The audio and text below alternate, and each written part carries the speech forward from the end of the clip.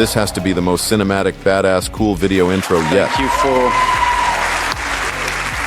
Thank you for letting us all take on something quite dark and seeing the potential in that. And if you haven't got the memo by now, today we will be lighting up the pitbox garage we made in our previous video. But installing a few LEDs would be way too easy for us.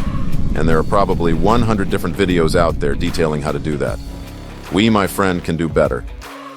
So, in true slot CraftMaster fashion, we are going to over-engineer the crap out of it. We will be doing a full-on commercial-type wiring infrastructure, providing power to the lights as usual, but also having outlets ready to provide power to any future accessory placed anywhere in or out of the garage.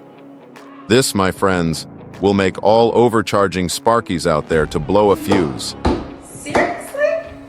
Seriously? Is this even real? So, if you're a true follower, you should have ended up with something like this by now. If not, stop watching right now and click on part 1 so you can follow the progress properly. This isn't like Star Wars starting a saga from episode 4, nor does it follow the Xbox series naming style. To start this upgrade, we first need to take everything apart. It's a good thing we use screws, unless of course you thought you knew better and decided to use glue on your version of the build. Next, it's time for the templates. This is an updated version of the templates we used during the garage build stage. It includes all the necessary markings and extra pieces for the lighting. You can grab these from my store for a few bucks, or get them for free if you're a bro. Either way, it's a great chance to actively show your support for the channel while working on a cool project. And if you're wondering, no, I don't make a fortune from this. Honestly, it doesn't even cover the expenses. But don't tell my wife that. The philosophy here is the same as before. Keep the gray parts and cut out the white parts. The only addition is the yellow parts, which represent the wiring. These are just for reference and will make more sense as we go along. To start, we will drill a hole on the back wall which will serve as the power input. In part 3 of this build, we will incorporate some creative techniques to cover it, but for now, our focus is on the internal components of the project. The process here is fairly straightforward. I'll drill 2 holes and cut out the section between them. Easy peasy.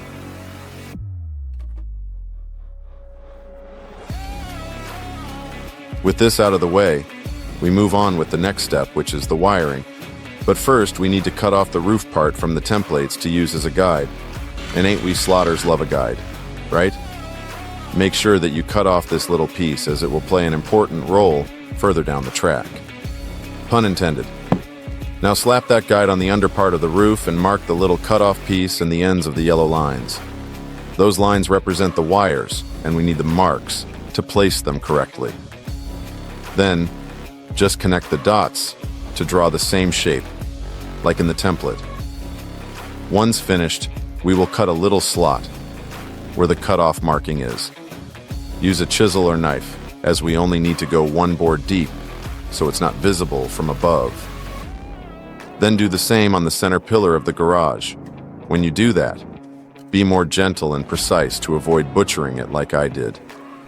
You see, all these years lying to my wife about sizes made me believe that this is about 3 millimeters.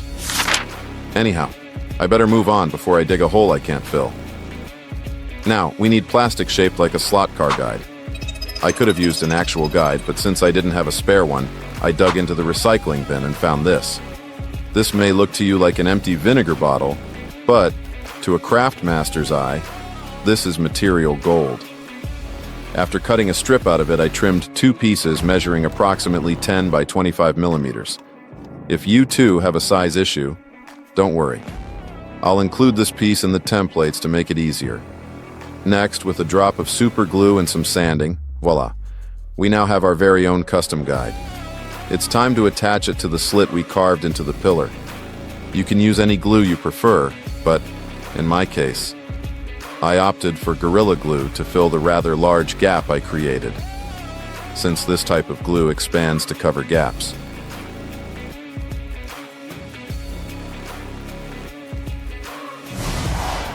While waiting for the glue to cure, we can move on to the wiring. Here's the CraftMaster twist. We're going completely wire-free. Say what? Yes, you heard that right. No wires wiring. Think of it like non-alcoholic beer, but better. We'll use 3mm copper tape, inspired by tried and true slot car technology. This method removes the hassle of hanging or twisting wires and eliminates the need for technical skills like soldering or using special connectors. It's a technique commonly used in school science projects. If it's simple and safe enough for kids, we can definitely handle it, at least in theory. The tape is self-adhesive and readily available on Amazon. I've added a link in the video description. What makes it even better is that the adhesive is conductive, allowing components to be connected simply by sticking the tape onto them. How good is that? The circuit will run on 5 volts, making it safer, more energy efficient, and easy to connect via a standard USB port. To set this up, we'll cut and stick copper tape into 2 parallel circuits that cross each other, following the markings on the ceiling. A key detail to watch out for is the crossing points, where we need to prevent short circuits. Here's the plan. We'll assign current to the first 2 lines originating from the slot point and insulate crossing points that could cause shorts. Following the template, where orange points indicate crossings, we'll apply small pieces of electrical tape to ensure proper insulation. Just follow the diagram carefully, and everything should work perfectly. To double-check, a quick test with a multimeter will confirm if there are any broken connections or short circuits.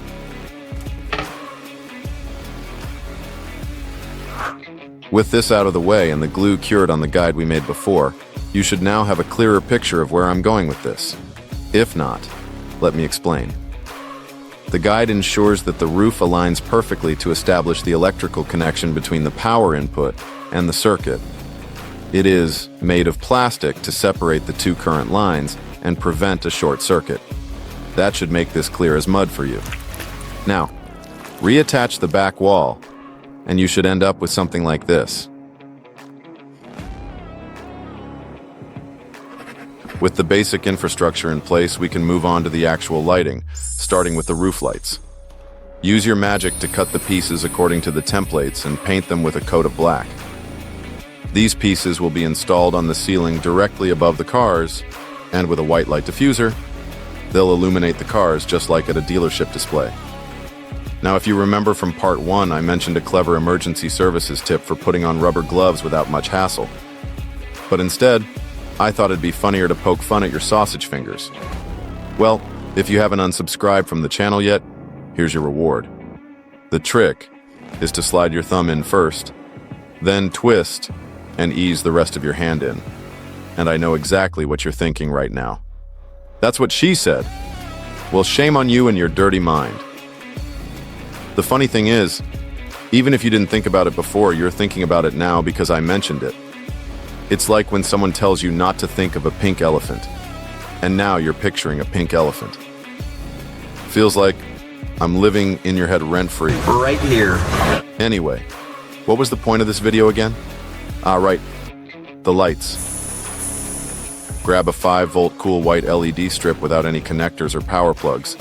We don't need those for this project. If you're not familiar with this already, you can cut the strip to size using scissors at any of the exposed copper points. Make sure to get more than you need for this project, as any leftovers will be useful for future ones. Start by cutting a piece as long as the width of the roof and stick it right at the edge where the roof meets the sign. Then, cut 2 more pieces to match the length of the internal sides of your roof lights and stick them there.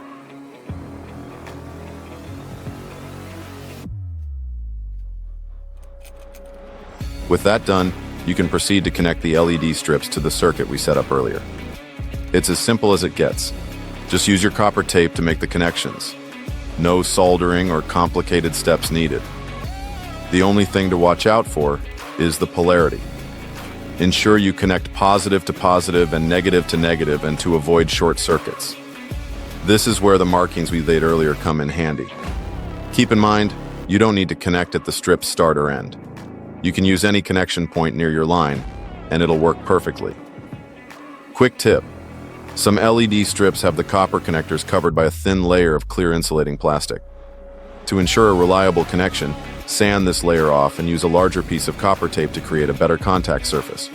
Use a multimeter to verify everything works as expected, and you're good to go.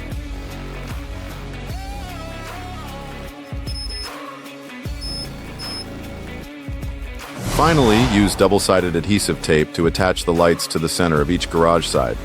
Avoid using glue. It may seem like a good idea now, but you'll need to be able to detach the lights easily for any future repairs. With the lighting in place, connect the LED strips to your line like we did before and do a quick test to ensure everything lights up as intended.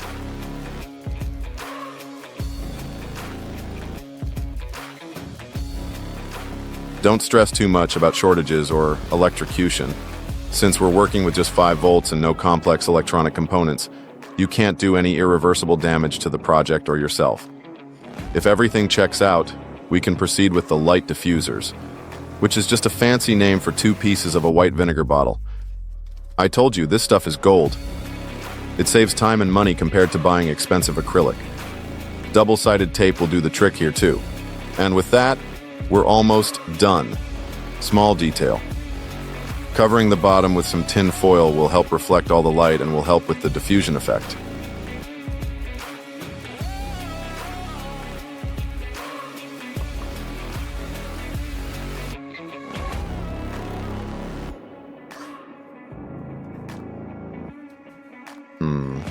Simply lovely. For the last piece of the puzzle, let's service a car. Since it's a Carrera car, this detail is important, so pay attention. One essential component for a proper service is a pair of braids. So, let's replace those suckers.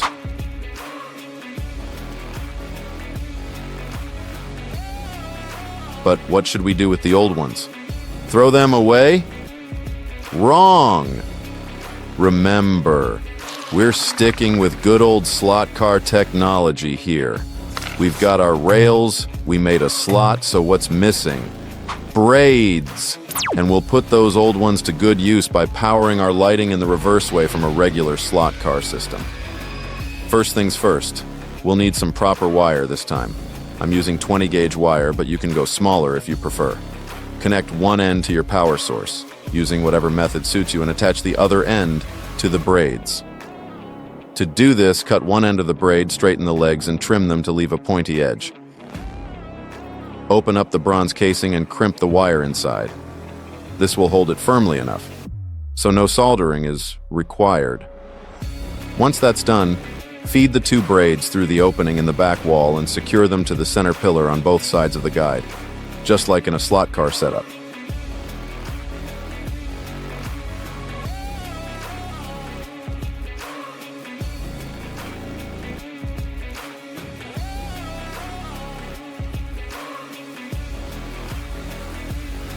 Finally, for the finishing touch, add some extra copper tape at the end of the roof near the slot. And let's see what will happen when we close the lid. Life! Life, do you hear me? Give my creation life!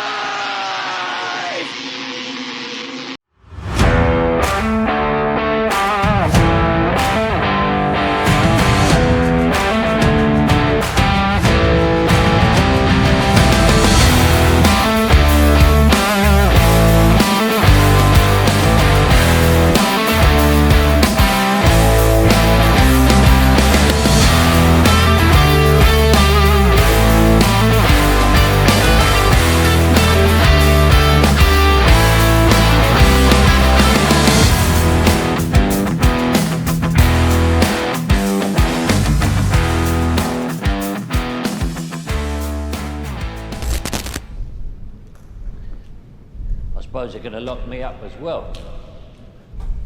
As your accomplice. Accomplice? I'm gonna tell them the whole thing was your idea. Do you like what you see? Do you want more? Want to support the channel, be part of our crew, and enjoy some seriously awesome perks whilst doing it? Well, buckle up, because here's the lowdown. For just $1.49 Australian per month, you become a mate. That's right, you get a loyalty badge that makes you stand out of the crowd. You get early access to all our future videos, your name immortalized in the description section, and priority replies to all your comments. But hold up, it gets better. For $6.99, you level up to Bro. Your name will be written in blood at the end of every video. Plus, you get to shape the show by participating in members-only polls and hang out in the exclusive Bros-Only live chat. Feeling extra fancy? Become a Mega Bro for $19.99. Connect with us on social media for live updates and behind-the-scenes photos, enjoy discounts on merch, and see your name in shining gold on special slot CraftMaster gear because you deserve it. Still not enough?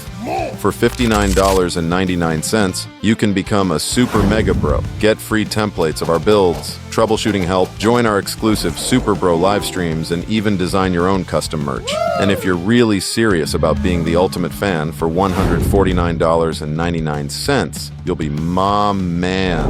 My man! Enjoy free merch every month and get featured in one of our videos. Yes, you heard that right, so what are you waiting for? Hit that join button under this video, pick your membership level, and join our crew today.